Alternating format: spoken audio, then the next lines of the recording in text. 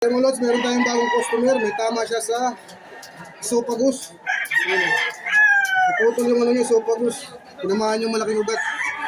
Kaya sumusuka siya ng dugo. Kaya dapat, isara natin to. Ngayon pag sara niyan, dapat hindi nalabas. Kasi pag di mo nalabas, hindi mo yan matatahi. Hindi mo naman pwede ipadaan ito sa loob. Tama niya sa liig. Kasi hindi niya makikita. Masahod ka na pala, masahod ka.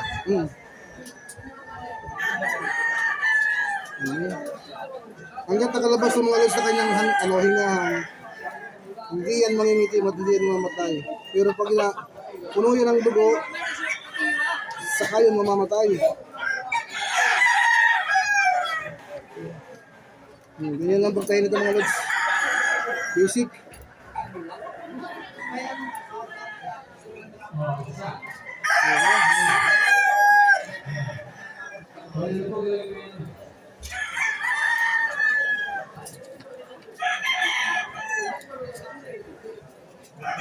Okay. Tapos natin tayo yung kalahati naman. Diba? Diba? Yun, nahulog pa. Okay, kalahati naman.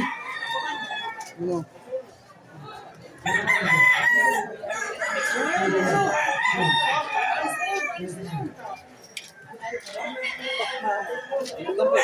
Wala mawala ko rin.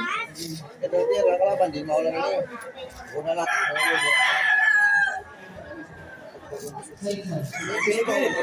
Oo, takot siguro. Ito yung pinakamahirap katahin sa lahat mga lods. Tama. Yung tama niya nasa loob ng kanyang bunganga. Sa loob ng kanyang bibig.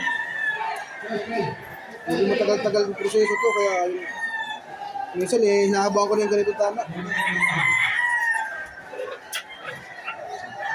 Pero kasi medyo malapit lang naman sa tukal niya. Kaya tayin natin.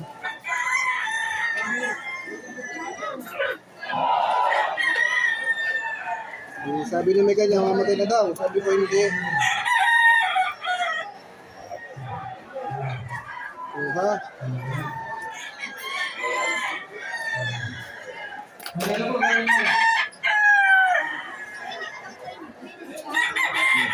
Successful ang ating operasyon.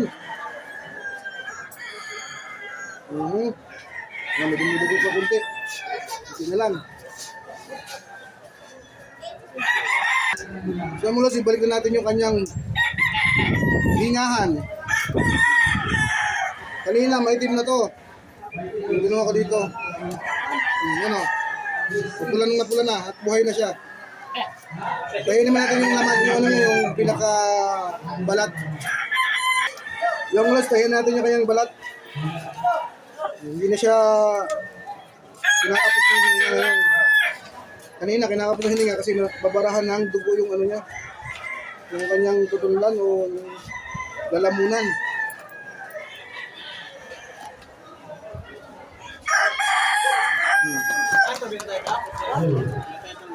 Buhay na siya.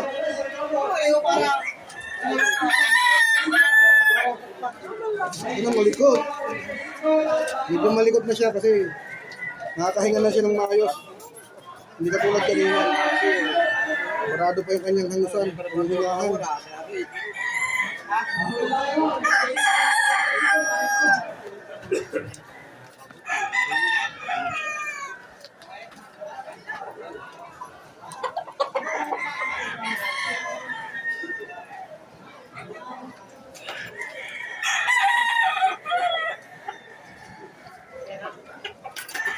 Tapos mga lods pala, dapat sa liig, binalagyan ng konting singawan, yung balat para hindi lumubo.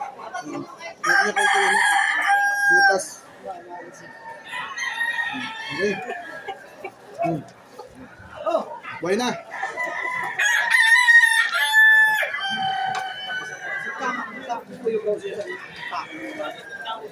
Okay, wala na.